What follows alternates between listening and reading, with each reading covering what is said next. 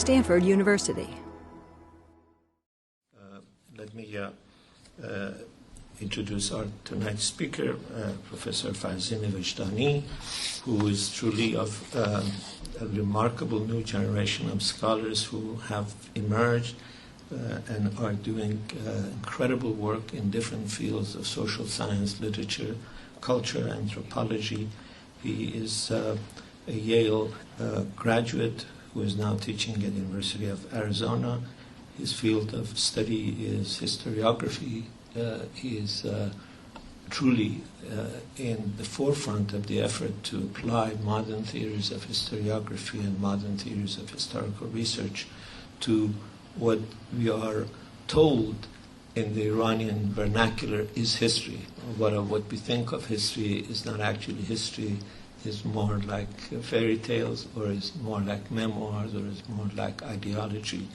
But this generation and Professor Farzin amongst them are trying to apply these methods, and I think the results of their works are beginning to come out, not just about the historiography of today, but some of the past historiography, the work of Julie Maysami, for example, and beginning to look at earlier works of serious historiography. I've been talking to Professor Vejdani for a few minutes before, and I found it immensely both enjoyable and his conversation erudite, and I'm sure you will find. Thank you very much for joining us. Thank you, Dr. Milani, for that very kind introduction. So let me start with a little anecdote. In April 1912, Russian troops bombed the shrine of the 8th Shi'i Imam in Mashhad while pursuing Iranian nationalists taking refuge there. And here's an image of what the shrine in Mashhad looked like after this bombing. You can make out some of the cannon balls that kind of penetrated the dome there. Over the course of the ensuing weeks, the Russians sought out and terrorized suspected nationalists, leading to a general popular outcry. In fact, in one of the histories of the period, they talked about this event as a second Karbala.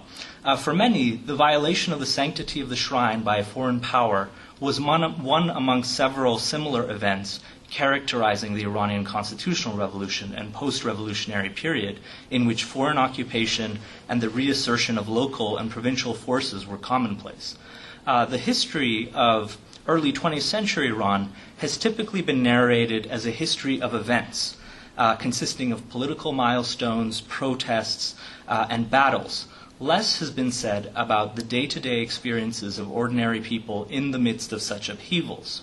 So what might a history of everyday life, a history of non-events, if you will, look like in such momentous times?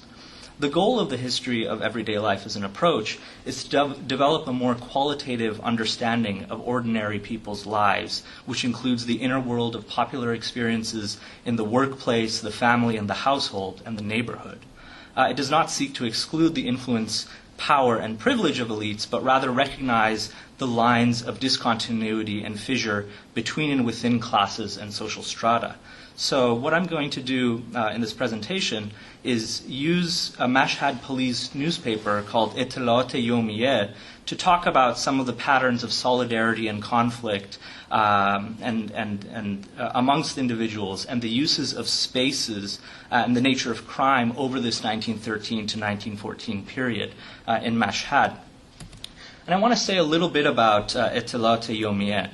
This is a newspaper that is very much a unique source. I stumbled across it while digging around in Princeton's library collection, and what's so unique about it is that it is pretty much dedicated only to reporting on crime. It doesn't have any editorials. It doesn't have any other sort of op-ed pieces or telegraphs about news from abroad or what have you. It pretty much just reports on crime and was published on a daily basis for roughly a one-year period. I wasn't able to access all of the issues, but quite a few of them. And so as a result, you get a very different view of everyday life from this newspaper. And I think the timing of the publication is important. It came out in 1913-14, and I really see it as directly linked to what I talked about with the Russian bombing in Mashhad. And the reason is, prior to the bombing of the shrine, the Russians forced the local police, the Nazmiye, to disarm, effectively robbing them of their ability to carry out their duties. So in a way, the publication of the newspaper could be seen as a way of regaining public confidence in sort of the function of the police. Right, and so one of the stated goals of the newspaper that I found in this precise issue, the editor, who's unfortunately I haven't been able to track down, says the goal of the newspaper was to reveal improper behavior, ugly and ignorant acts, and unseemly actions, and to reveal them to the general population. And in so doing, he invoked the Islamic principle of, quote, commanding the good and forbidding the wrong, amr b'maruf wa nahy az munkar, believing that there was a social benefit to revealing these unseemly acts. And he believed that as a result of his newspaper, there had been a decrease in crime, and I'm somewhat suspicious of this.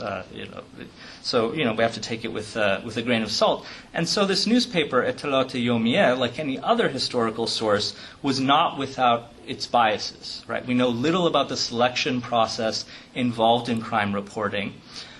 Instances of police corruption in the form of bribery and extortion were pretty much absent in these accounts, although we know that this was an endemic problem in sort of the Qajar police. And the relationship of the police to the judiciary in this newspaper is also somewhat unclear. Sorry.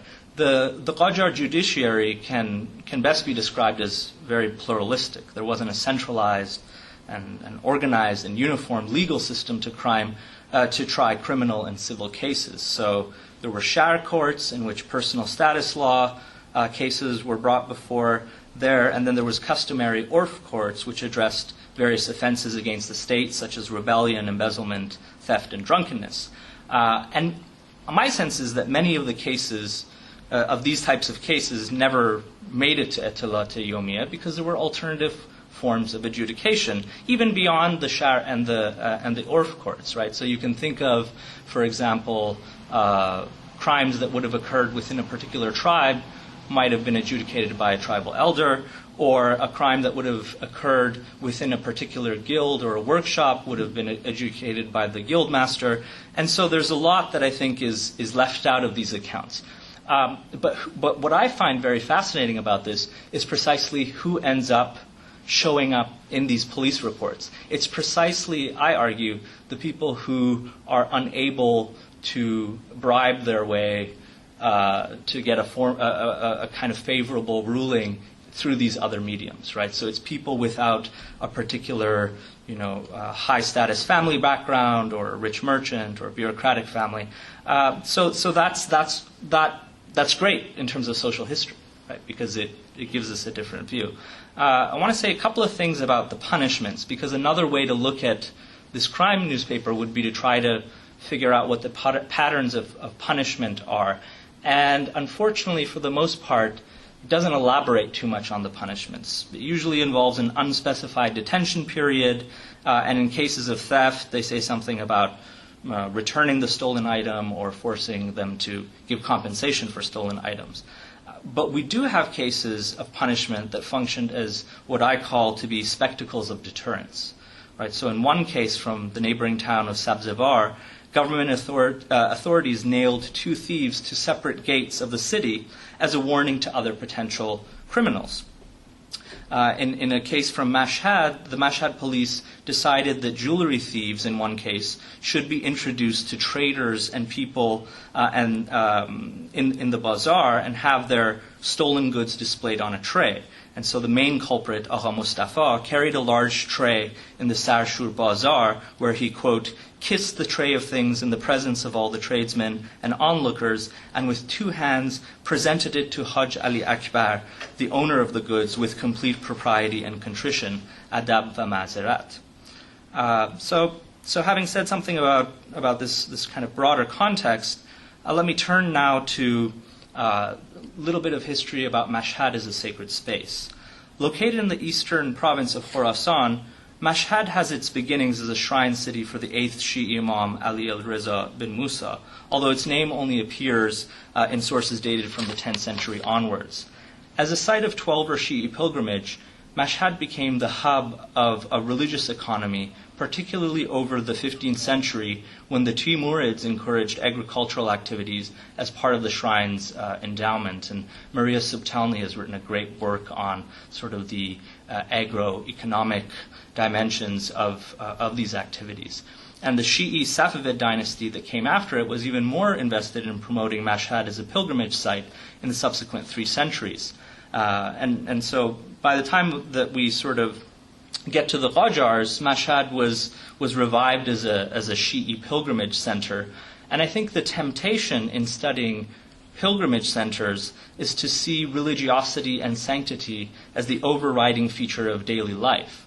As Abdullah Hamoudi has observed in his Ethnography of the Hajj, however, commercial haggling, corruption, and conflict are as much a part of the lived experience of pilgrimage as the performance of religious rites and the search for transcendent meaning. And so juxtaposing the presumed sanctity of Mashhad with daily illicit activities forces us perhaps to rethink the relationship between the sacred and the profane. And so I'd like to say a little bit about the geographical features of Mashhad. As you can sort of see, there's a main street that cuts across it, which is just known as Khiyaban or street. The upper half is known as Balagh Khiyaban, upper street, and the sort of the lower half is Khiyaban Payin, right, or kind of the lower street. Right. So you have the street broken up along those lines, and you have a citadel, an arg, located in the southwest of the city, with guard houses scattered throughout the city. One of the major features of Mashhad, which is common to other Islamic cities as well, is that you have major neighborhoods that bear the name of the gates of the city. And so in Mashhad, the 6 major neighborhoods are Eidgah, Sarshur, Sarab, Nohan, Payin Khiyaban, and Balagh Khiyaban. And wealth was concentrated in the less populated western part of the city. Now, the reason for that, the reason for the concentration of the wealth in the western part of the city has to do with water. And so Mashhad being a kind of generally an arid region of the country, relied on qanats, on these kind of underwater aqueducts that would deliver water to the city. And so the most affluent neighborhoods are precisely the neighborhoods that are closest to the water, right? And one of the things that I realized in looking at this newspaper is that it's precisely in the least affluent least affluent neighborhoods that you see the most instances of crime being reported, which again tells you something about the bias of the police and the person reporting on it. And the neighborhood itself is, I think, an important part of the not only basic administrative unity, but also a basic element of collective urban identities. So we have accounts by other scholars of how oftentimes there were rivalries between various neighborhoods. In Esfahan, for example, you would have one part of the town that was considered to identified with the Haydaris, and another part of the town that was identified with the Nematis, and they would have a series of conflicts along those lines. And you see this pattern occurring again and again, and I don't think Mashhad is necessarily an exception to that. And so each crime would be referred to a local police station. I wasn't able to find a picture of the Mashhad police, but here's a picture of the commissariat of Tabriz, of two neighborhoods in Tabriz, so you get a sort of sense from roughly the same period what they would look like. Okay, so let me return now to pilgrimage and the crimes related to pilgrimage. Here's a snapshot of typical pilgrims on their way to Mashhad from a sort of 19th century travelogue, Western travelogue. So a group, one of the stories that I found was a group of Shirazi pilgrims who were traveling on the road to Mashhad when one of their wealthy companions, Qadam Ali Shirazi, had the sizable sum of 83 tomans and 7 qarans stolen from him by a certain Ibrahim Kermani.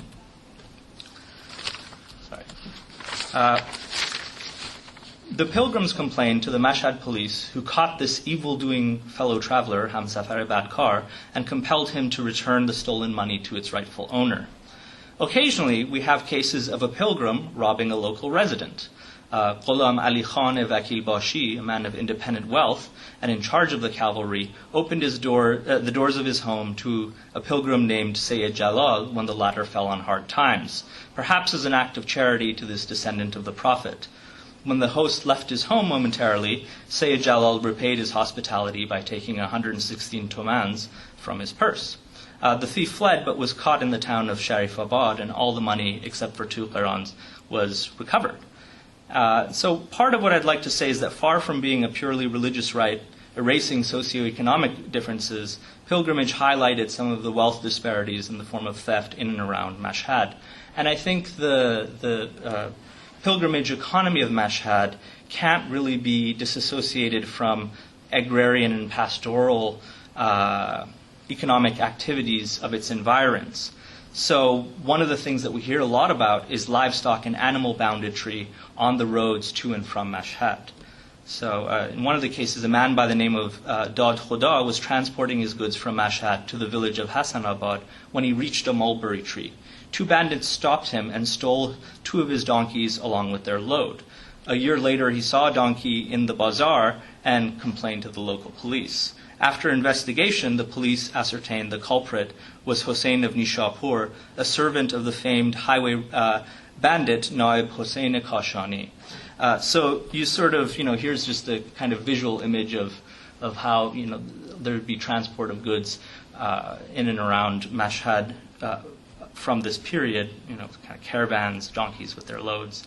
And so you have a lot of these reportings on bandits. There's a daring heist of 160 lambs of a certain wealthy Karbali Vali Timuri, and the police talk about how they were able to recover a lot of these stolen properties afterwards. But you never hear in these accounts how the bandits saw themselves, or how they might have been seen by local townsmen, right? Whether they would have been seen as Robin Hood-like rebels taking from the rich and giving to the poor. So of course, sometimes it's very hard to recover the voices of the people being reported on, but at least we get to hear something about them, and we can read these sources, I think, critically. So if the roads connecting pilgrims and bandits to Mashhad marked spaces of crime based on pathways in and out of the city, the streets constituted the main arteries within it. Unlike many other spaces, streets were a mixed-gender space frequented by people of all ages engaged in a number of daily activities such as coming to and leaving work, visiting friends, frequenting hammams and mosques, and shopping for daily necessities. And so street crimes were usually transgressive deviations from neighborhood ideals of propriety, the prime example of which would be drunkenness, debauchery, gambling, and violence. And so those caught in the street engaging in drunken and disorderly conduct were generally not affluent. I did, however, find an exception. There was a certain Mirza Hassan. The police apprehended him drunk on Bala Khiyaban, remember, in that more affluent neighborhood, during the fasting month of Ramadan, and imprisoned him for a few days. To prove his remorse, he offered the handsome sum of 800 tomans for the repair and upkeep of the Astana Quds shrine, that first slide that I showed you, which was probably very welcome, given the fact that it probably needed a lot of repair after that event. His generous gift may have mitigated a much longer sentence or harsher punishment. This is indicative of how bribery affected punishments, since we do not hear about non-elites being treated so mercifully. Seeking to reform his life and show, quote, penance for these ugly acts, he set out for pilgrimage to Mecca and Medina.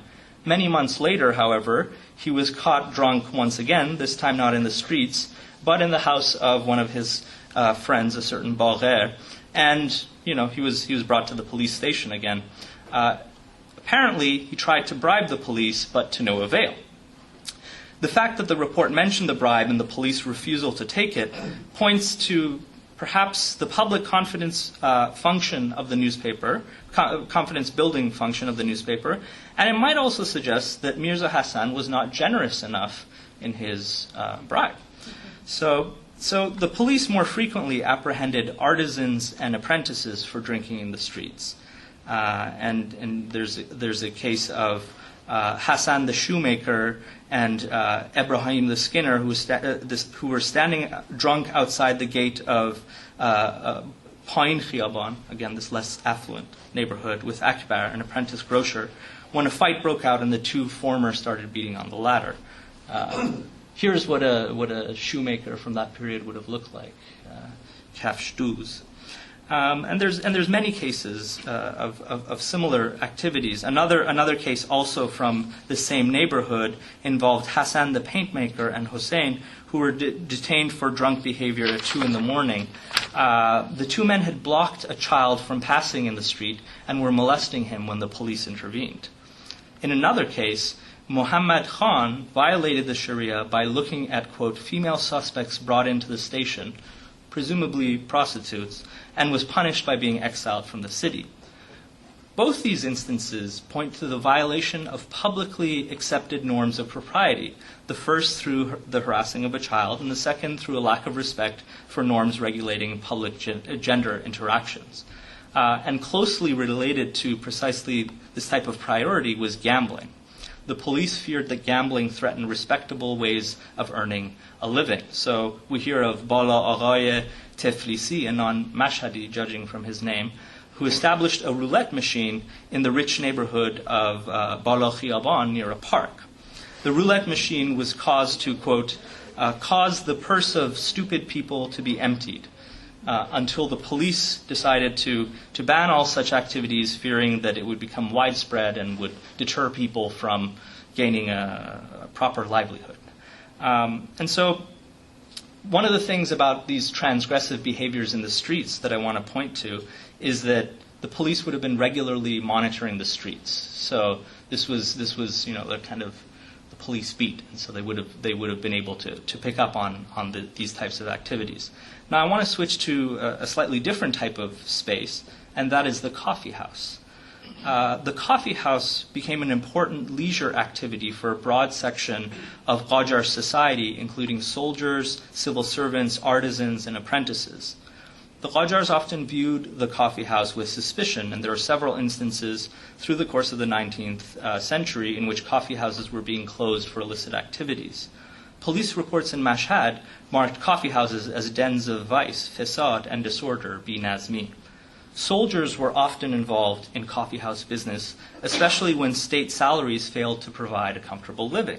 So in Mashhad, a Cossack soldier opened his coffee house in the Eidgah Bazaar, where drinking and gambling reportedly occur. Here, employees of two state institutions, a bank gendarme and an employee of the Ministry of Finance, engaged in a bout of drinking and gambling that ended in them coming to blows, and the other members of the gendarmerie jumped in in the fighting. And so frustrated with such disorder, the police informed the Cossack commanders about the Cossacks' coffee house in the hopes of shutting it down for being the cause of disorder. And I think what this points to, and I found several cases of this, of how various representatives of the armed apparati of the state could come into conflict with one another, and how it would probably be very important for the police to want to make sure that you don't have the gendarmerie and the Cossacks and all of the various tribal elements coming to blows in places like the coffee house. And the coffee house, just like the street, was repeatedly mentioned as a space for illicit sexual encounters. The police arrested Hossein, the proprietor of a coffee house located in the Citadel Square, Meydan-e-Arg, because of regular crimes committed in his establishment. He, along with Ghulam Ali, brought a young man by the name of Muhammad Taghi to the coffee house, began drinking heavily, and wanted to engage in, quote, certain acts with him when the police caught wind of their activities and arrested the two older men. And oftentimes it's not spelled out in these reports, but you can figure out from the context what's going on.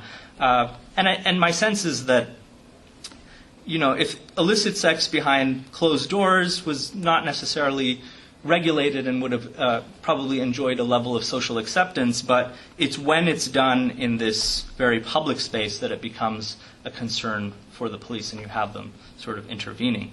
And I think another thing that comes through in these reports is that there's a close connection between the consumption of alcohol and the coffee house. Rarely do we hear a rationale for drinking, but in one case, I found that Muhammad, the carpet weaver, went to a local coffee house in the Pain Khiyaban neighborhood, and was caught drinking there. And during the course of the police interrogation, they recorded that after the work of weaving carpets, he drinks and frequents the coffee house in order to clear his head and have a little fun. This slide didn't turn out all that well, but here's another slide of a coffee house, and you kind of get a sense of the very elaborate murals, and oftentimes there's a lot of storytelling that's involved alongside these murals, and dancing boys, and a lot of other activities that could occur, both accepted and unaccepted in some ways. And here's an image of probably some of the types of people that are in these reports, right? These apprentice carpet weavers. So after a long day of this very repetitive activity, some of them felt the need to go visit the local coffee house. And so I think this testimony that I just read reinforces the idea that the coffee house was a leisurely space for young men seeking distractions from the daily rhythms of work. Now, if we switch to another very important public space, the bazaar, we see that oftentimes the crimes that are committed there have more to do with theft and violence, which is rooted sometimes in the scarcity of resources and the importance of space in the bazaar. And so there's many instances of violence centering around this use of space.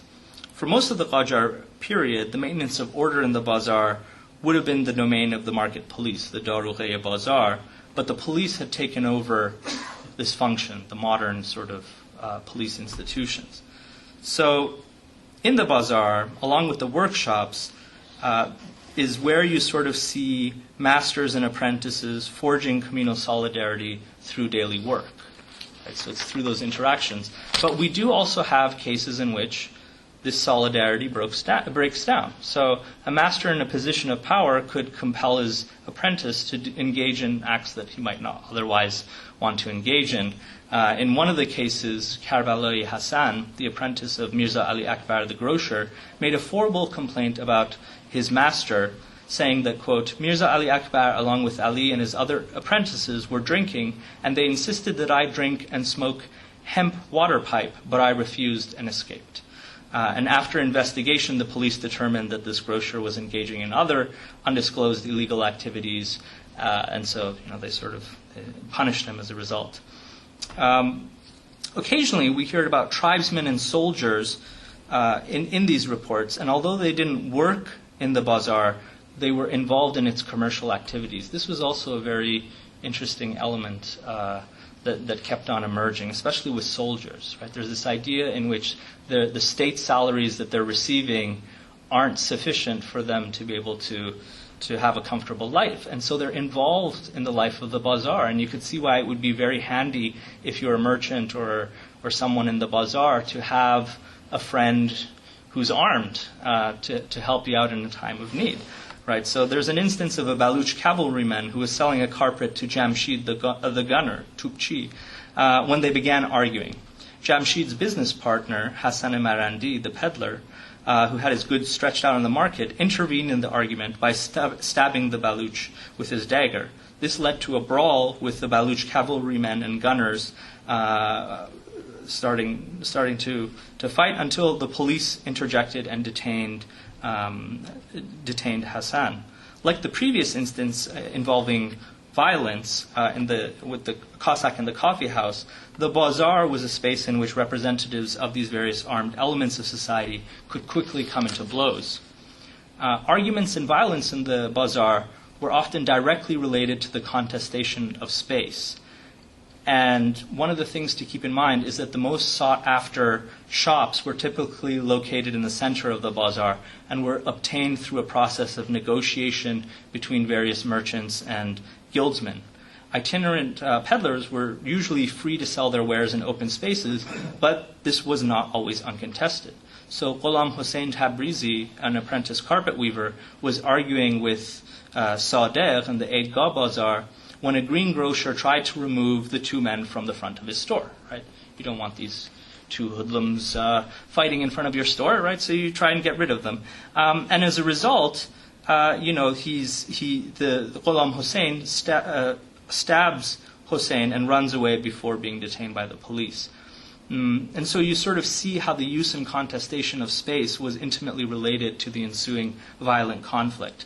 Another case illustrates this point even more clearly, involving a liver kebab seller who started yelling obscenities at a fruit seller, insisting that he remove his transportable stand from the middle of the bazaar. Let me just give you a visual of what that might look like. This is a liver kebab seller, right? So you sort of see it's just kind of he's got his stuff out there, and very quickly, if someone feels as though very territorial about that space, you can have a conflict that ensues, and so the police find the two men stuck together and separate the two parties from one another. Now, I'd like to shift from these public spaces to more private spaces of conflict. And neighborhood crimes usually reveal some of the fissures between siblings, spouses, extended family, and homeowners and renters. The police rarely went into homes without a complaint or suspicious activities drawing them into this presumably private space. Now, I have to kind of say that the line between private residential homes and public workspaces wasn't always that sharp. And the reason is because a typical home during this period could also have rooms for a workshop, a distillery, or a storage area for other commodities. Here's an image of what a house in Mashhad would have looked at around this time, and you sort of see that there are various rooms, and it's probably more than enough for just one family, so you rent out the other rooms maybe to some tenants, and maybe if you have a little bit of extra income, you set up some sort of a loom inside the home, right? So another. This could be either the inside of a home, or it could be a workshop in the bazaar. It's unclear, but you would have these rooms being set up within the private sphere of the home as well. And so we have these cases of Mirza Jafar, an individual with a silk making workshop, and also a distillery in the Eidgah neighborhood, who one of his silk weavers complains of illegal activities there after being hit on the head by a thief with the butt of a revolver. So the police would maybe become aware of some of these activities as a result, and it gives us a great window into what different uses for the home we see. And probably one of the more typical types of conflicts we see are daily conflicts between husbands and wives. And what you can also learn from these sources is the types of recourse that women would have against their husbands when they were unhappy with them. And so in one instance, we hear of yelling and screaming coming from a house in which the police goes in and finds a husband and wife fighting when the husband hits the wife over the head with a sugar crusher, knocking her unconscious, Qan Shakan.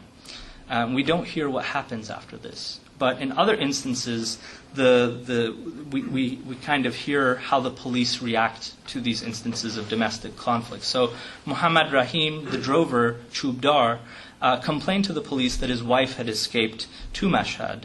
Investigations revealed that the husband was, quote, holding his wife as a servant, and that she had escaped because of her husband's constant violence and harassment. Leaving with her children, she hoped that by coming to Mashhad, she would be free of her husband's harassment.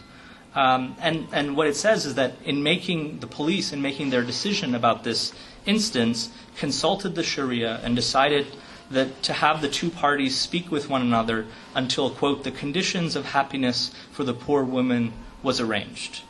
Right? The report ended on a sympathetic note to the wife's plight, but it's unclear whether the police were able to provide her any further redress. It just basically sounds like they said, okay, now you have to reconcile. And there's even stranger instances. One of the strangest instances, and one that's serialized, was a case of attempted poisoning, in which Haji Hassan had been stricken with melancholia, sodai, for some time, and one night he asks his wife to make dinner for him while he has a guest over. And as he bites into the first morsel of the stew, the khoresh that she had prepared for him, he found it bitter and having an unusually sharp effect on his mouth. And so he refers this to the local policeman, and after further investigation, the Haji's wife claims that her daughter, that her neighbor, a certain Haji Mirza Ismail Abdul Hussein, wanted her to divorce her husband for the past year with the intention of marrying her. So there's a bit of drama there. Several days before the crime, he approached her while she had been shopping and gave her a wrapped paper package saying, "Put this medicine in the food of the Haji and he will recover," which she then proceeded to do. The police determined the white powder medicine was actually a deadly poison, a mix of strychnine and magnesium. Further investigation showed the woman sought divorce from the Haji some months earlier and even found a deputy who could divorce her according to the rules of the Sharia. But as in the previous case of a woman seeking divorce or separation, the commissar returned the wife to her husband when she complained about the separation. So you sort of see this act of desperation and how it connects to this unhappy domestic case. And it seems as though women of foreign nationality had a further form of redress. So Abdul Hamid Khan was married to a Russian subject named Kamalov when they moved to Mashhad. After some time, he decided to want to leave to Mashhad, but she wanted to stay. She petitioned the Russian consulate and was consequently granted a separation. Right? So it seems as though she had, by bringing in a foreign sort of power into the mix, she was able to come to a ruling that was more favorable to her. And conflicts were not always restricted to husbands and wives. Homeowners and renters were often at loggerheads about their living arrangements. So there's one very tragic case in which a wife and her 4-year-old daughter were sitting beneath a low-heated table, a kursi, with a tea maker, samovar, on top of it, and the wife of the landowner came in, the homeowner came in, entered the room in a harsh manner, and insisted that she move out immediately for not paying the rent. The wife of the renter in this case pleaded for 2 days of respite, but the woman of the house refused and instead violently lifted the sheet on top of the kursi, causing the boiling water to burn the small child from head to toe. The child died shortly thereafter. After investigation, the wife accepted the details of the story, but blamed the tenant for the tipping over of the samovar.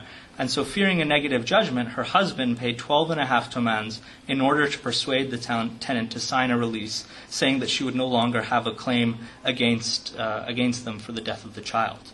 Right. So again, you sort of see there's some sort of negotiation and adjudication that occurs perhaps outside of strict law.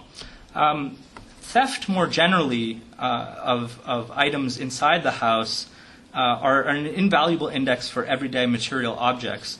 Repeatedly stolen items from homes provide us with a unique window into the social life of things. This is an idea that Arjun Appadura and others have developed. And so I'm interested in the conditions under which they were transformed from items of private consumption to commodities reintroduced to arenas of economic exchange. So Abbas, the son of Muhammad Gonabadi, was a well-known thief. During a stealing spree, he stole the following items from the houses of several neighborhoods: a hammam bowl, a new copper ewer, aftabe maseno, shoes, and boots. In one comical case, Rostam, described as a crazy thief, dozd divane, had a penchant for repeatedly stealing women's atlas cloth pants from the house of Muhammad Kandahari. And in some cases, you have instances of food being stolen from the kitchen. And stealing food, I think, should be seen within the broader context of scarcity in the years leading up to and during the First World War. Ustad Muhammad, the carpet weaver, had guests over one night. When his wife went to bring the pot filled with meat, they were embarrassed to find the pot had disappeared.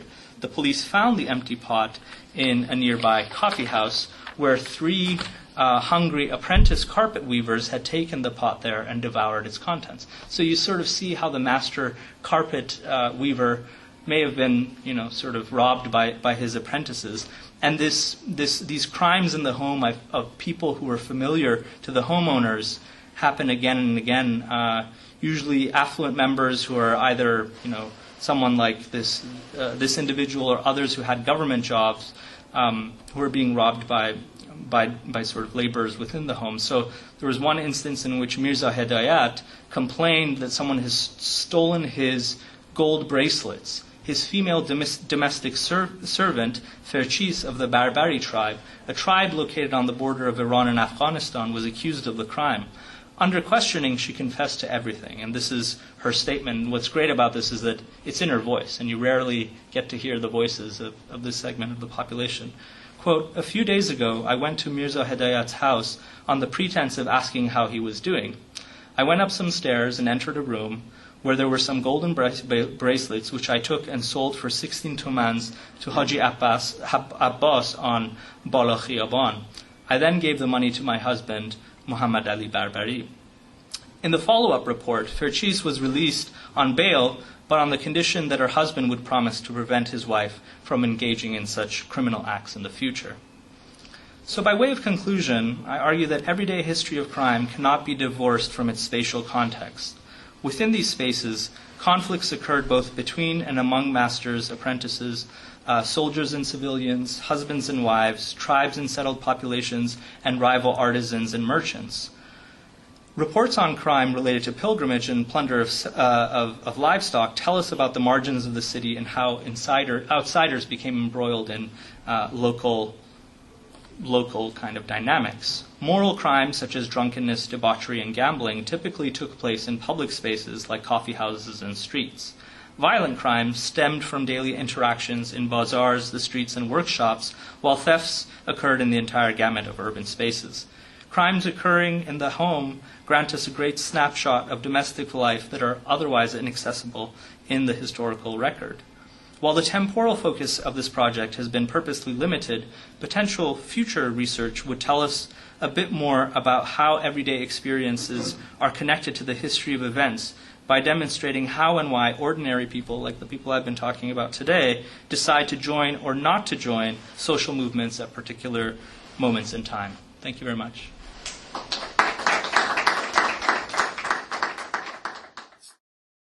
For more, please visit us at stanford.edu.